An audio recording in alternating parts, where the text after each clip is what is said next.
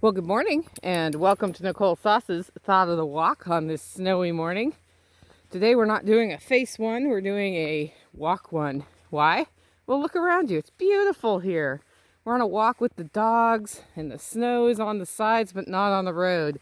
That brings me to today's topic, which is thermal batteries. Have you ever thought about what that really means? Like, we listen to all these cool shows about living off grid and ways to keep your greenhouse from freezing.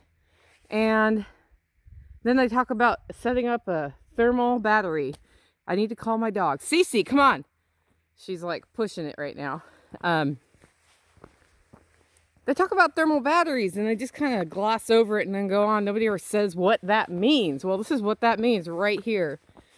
3 days ago, it was 75 degrees and the sun was out and it was hitting this cement right there.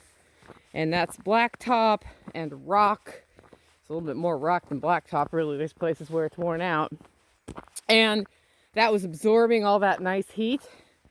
Then we had tornado weather come overhead, and that usually means a cold front is coming. A cold front came. It brought us some beautiful winter looking, it's snow. Yep, we have snow. And you know what that means? Usually that means the roads are impassable. But look at my road. It's fine. The only reason there's any snow on it right now, like the blob in the middle, is that fell off a tree last night probably. But no snow on the roads. In fact, for the whole storm, nothing stuck to my driveway really. I mean, there's a couple little patches, but nothing stuck to the road. But it's on the roofs, it's on the trees, and it's definitely been below freezing most of the time since that happened. So, thermal batteries to blame for this. It's not because we salt our road. We don't salt our road out here in the country. What happened is the heat absorbed into this mass of rock, which is black. So lots of heat absorbed in there, and it radiated back out enough to keep the snow from sticking. That is a thermal battery. But thermal batteries can go two directions. The other thing you can do to keep temperature is do the opposite. Have a cold thermal battery. An example of this would be take those old gallons that you had milk in and fill them 3/4 of the way with water, put it in the air holes in your freezer. Becomes an ice cube. Then if the power goes out, they have to melt before the temperature is going to get above freezing in your freezer, and it takes longer for that to happen because the cold is stored in the ice in those jugs. So you see how that works. It can be a cold sink or a heat sink of energy. And you know, rock like this can also radiate cold. So now we're going into a few more days of cold. And what'll happen is this is going to be icy because it will have given all of its thermal storage up, and then it's going to be cold. And then it's going to turn and start getting warmer again, and the road will be a little colder for a bit while it releases that cold. That same principle is what's behind south-facing houses with 12-inch thick walls, where the sun hits the wall and heats it all day. And then it takes about an hour per inch, they say, for the heat to reach the inside of the house. Well, the sun goes down, and when the sun goes down, the heat stops, like the heater just turned off, right?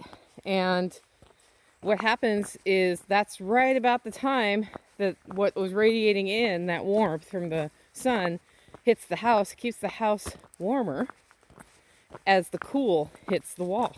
And then over time, sun comes back up and it's cooler. So you have a more steady temperature in your house. That's one way to use a thermal battery.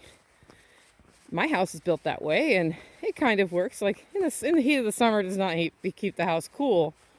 But I do know this, when I get my house blazing, like last night I had the wood stove going, which in itself has a thermal battery because it's a big, heavy 450-pound soapstone stove, and that all heats up, and then that, if the fire goes out, it radiates for 6 to 8 hours. But I also got my cinder block walls heated. They're full of sand. That heated. The floors were holding heat. And then the fire went real low. My house dropped about 6 degrees. But when I say I got it heated, guys, it was like 76 degrees. It was 70 when I got up this morning. I didn't have to worry about stoking it all night long. I need to call my dog again. Cece, come on. Come on, Cece. Come on, Chestnut. See these dogs? They just like to not listen to me. Come on, let's go. Cece, come on. Yeah, that one in particular. And her shock collar is not working, so I can't buzz her or beep her. Come on, Cece. Anyway, I get that thermal mass in my house up, and I do great on cold nights. But if I don't start stoking that stove up at the right time, and I go to bed and it's not stoked, guess what happens? My house gets pretty cold because that stone also holds cold. So it really depends on how you use it and being strategic. But think about that when you're designing something.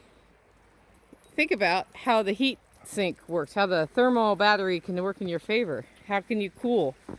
Maybe you've got a nice 55-degree spring near your house that can, circulate water around something and maybe cool your house. Maybe you don't. Maybe you've got a way to heat up jugs of water or big barrels of water on one side of your greenhouse, and that stores some heat and keeps your plants from freezing. Maybe like me, you have a 12-inch thick rock wall on the south side of your wall, and you can put a greenhouse on that and amplify the impact of the sun on days like today when the sun's going to hit it, but it's below freezing outside, and that'll radiate heat in. There's lots of different things you can do, but in fact, you can take it to the nth degree. There's some people who've done this who managed to store heat for the whole winter underground underneath their house. It's kind of amazing. But the concept itself is pretty simple, and I don't hear a lot of people explaining it. So let me know what you think about thermal batteries, how you might use them. I'd love to know. And thanks for tuning in. Make it a great week.